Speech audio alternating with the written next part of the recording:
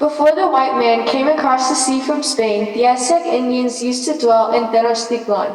They adored the sun god and other gods.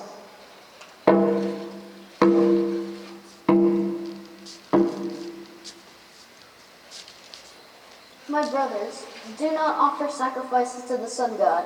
The sun is only a light in heaven, a creature of the one true God who made all things. The sun can neither hear you nor grant your prayers. Who is this one true God whom you speak? He is the Lord, the Almighty Father, the creator of heaven and earth. Where does he dwell? Where shall we go to worship him? Men will come from the east to tell you of the true God. This is the sign of the cross. Listen, my brothers, when his messengers come to you, listen and believe. Upon the cross, a man died to save the world. He was the most beautiful of the sons of man, more resplendent than the sun. He is the true Son of the mighty God. Listen, my brothers, and believe.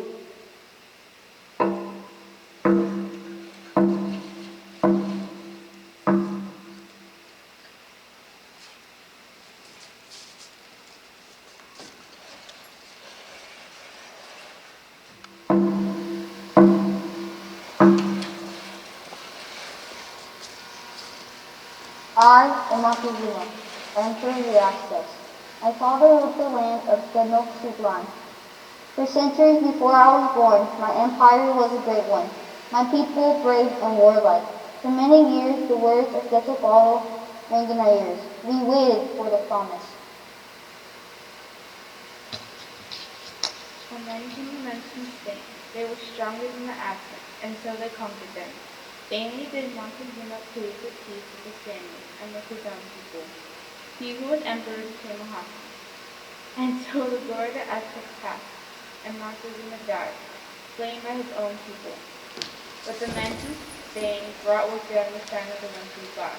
They brought holy men who did not kill, nor burn, nor take prisoners. These holy men taught the Aztecs of the one true God, the creator of all things.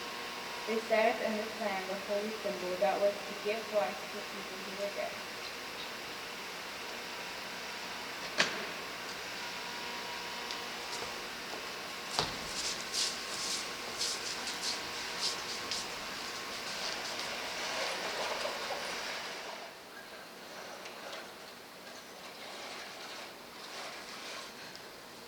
I am Fray Zumarraga, Franciscan friar, and by the grace of God, Archbishop of Tenochtitlan. To me was entrusted the care of the Church of God in a new land. This I beg God to bless, keep, and protect us all from evil. On December 9th, in the year of our Lord, 1531, within the octave fest of her Immaculate Conception, Our Lady, the Queen of Heaven, was pleased to visit our land. Not to any did she appear, not to any the good and holy woman of Tenochtitlan, or to any of the innocent children.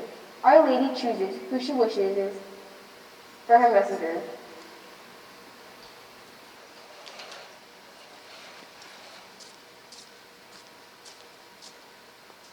I am Juan Diego, of the village of Tepela. When the friars came to tell us the story of the Son of God who died upon the cross, it pleased the good God that faith should awaken in my heart. I asked for baptism and became a child of God.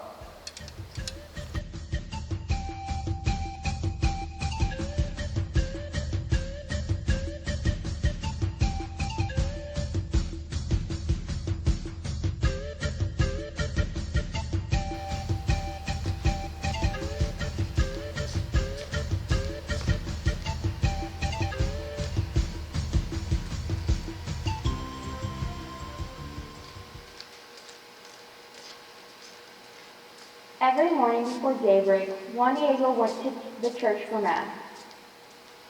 There, he listened to the instructions of the priest, for he wished someday to possess the glory of heaven and adore the majesty of God forever. One morning, it was Saturday, in the cold month of December, Juan Diego arose early and went towards the church. As he passed the hill of Tepeyac, dawn was breaking. Suddenly he heard music, like the song of birds.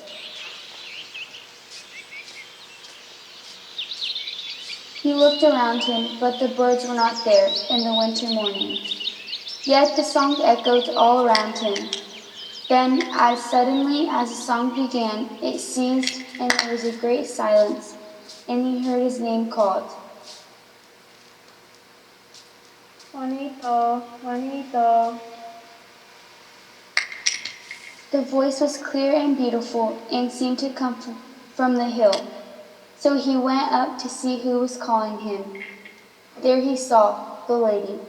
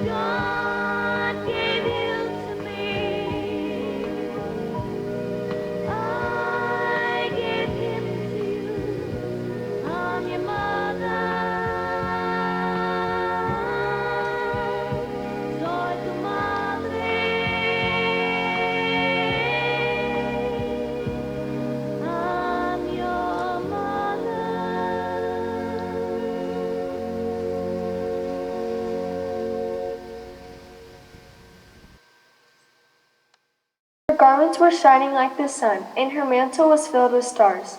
The cliff on which she stood glittered with glory.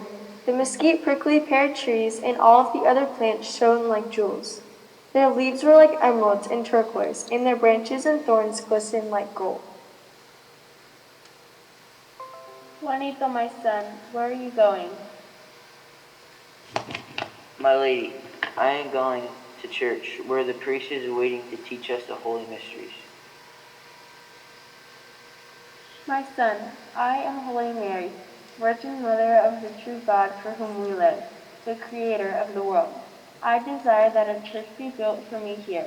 Go to the Archbishop of Tenochtitlan and say that I sent you to tell him of my great desire that a temple should be built for me here in this valley. Tell him, word for word, all that you have seen and heard. Go now to do my bidding.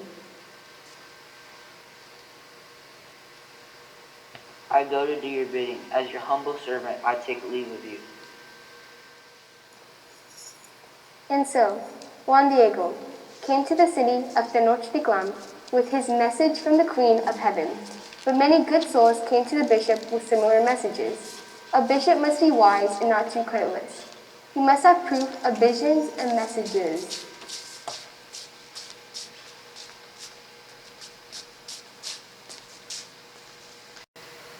Your Grace, I saw a great shining light behind the summit of the hill of Tepeyac. I thought it was the sunrise. Instead, it was the Blessed Virgin. You must come again sometime, my son, when I can hear you more at leisure. I will reflect on what you have told me, and I shall not fail to take into consideration both the good will and the earnest desire that you've caused to come to me.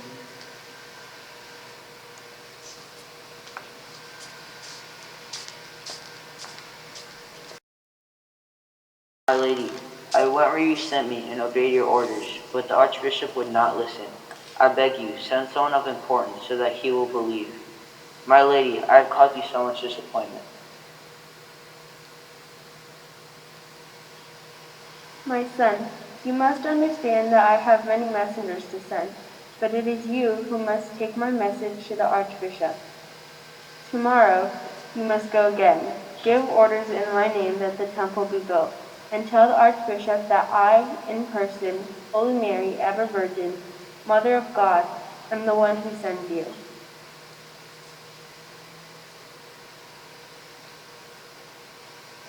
I will go, my Lady. I will not cause you affliction. I will not cease from striving to do what you ask, but perhaps I shall not be heard. I do not know. Tomorrow, when the sun is setting, I will come to give you my report. The next day, Juan Diego returned to Tenochtitlan. Fray Sumaraga was not aware of his visit for a long time. His servants did not tell him. This poor Indian had risen early and gone to Mass. Then he walked the long miles to the city. Fray Sumaraga's servants, who should have known better, kept him waiting in the courtyard until all the other visitors had been received. When at last they let him in, he was tired, hungry, and exhausted. He could scarcely speak.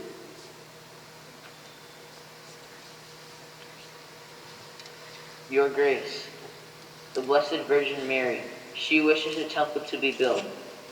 O God, grant this may be. My son, your conduct is unbecoming. You must stand and speak the truth calmly and quietly. You must answer my questions carefully. Where did you see this lady? On the hill of Tepeyac, Your Grace. What time of day was it? Yesterday morning, and again in the evening, when I was returning home. How did you know who she was? She told me, she said, I am Holy Mary, ever Virgin, the Mother of God. What was her appearance? The most beautiful woman. A light was shining around her. What was her message? That you must build a church in her honor in the valley. If the lady wishes a church to be built, she must send me a sign of proof of her desire. Your Grace, consider well what this sign should be, that I may go and ask it of the Queen of Heaven who sent me. Fray Zumarraga had not sufficiently considered that he knew not what sign to ask for. But when the Indian had gone, he sent his servants to follow him. They kept at his heels all the way to Tepeyac. Then suddenly a mist rose and concealed him. They went back quite angry with the poor Indian.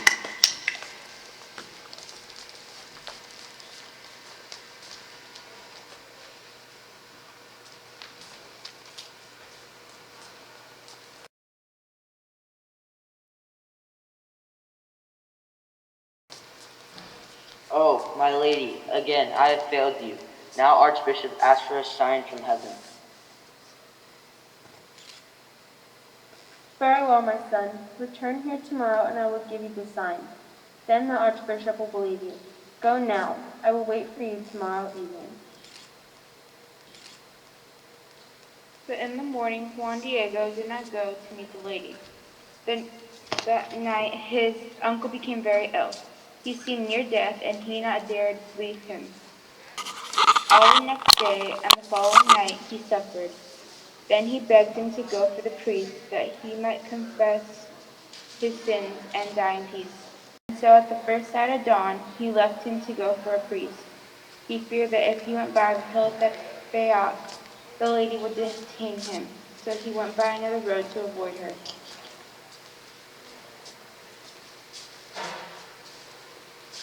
What is the matter, my son? Where are you going?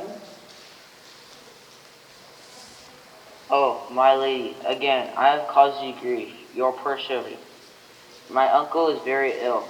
I must go for the priest. Then, when I have done this duty, I will return to you. Be patient, my lady. I'm not deceiving you. Tomorrow I will come again. Listen, my son, there is nothing to fear. Your uncle will not die of this illness. Am I, your merciful mother, not here beside you? Do not fear any illness or affliction.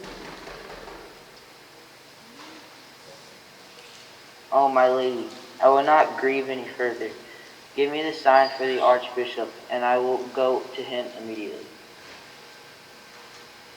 Go up to the hill where you first saw me. There you will find a large variety of flowers. Gather them and bring them to me.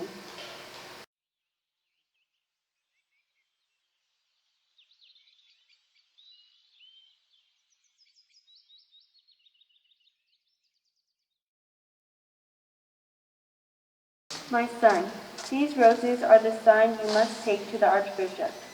Tell him that in them he will recognize my will and that he must fulfill it. You are my ambassador and worthy of my confidence. Only in the presence of the Archbishop may you unfold your mantle and show what you carry. Say that I told you to go to the top of the hill, and that there you found flowers in abundance.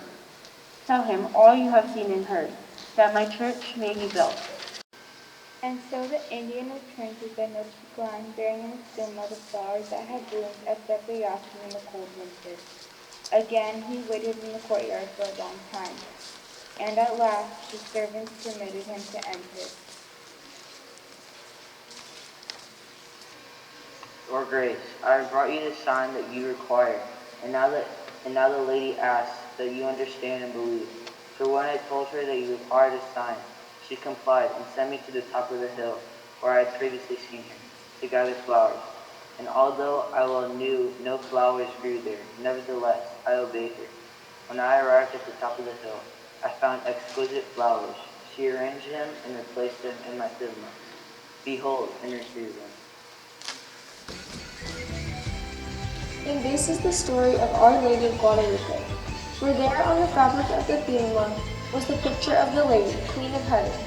Then the Archbishop knew and believed, and he allowed her church to be built. And she is protector and guardian of our land and our people, the patroness of Americas, Our Lady of Guadalupe.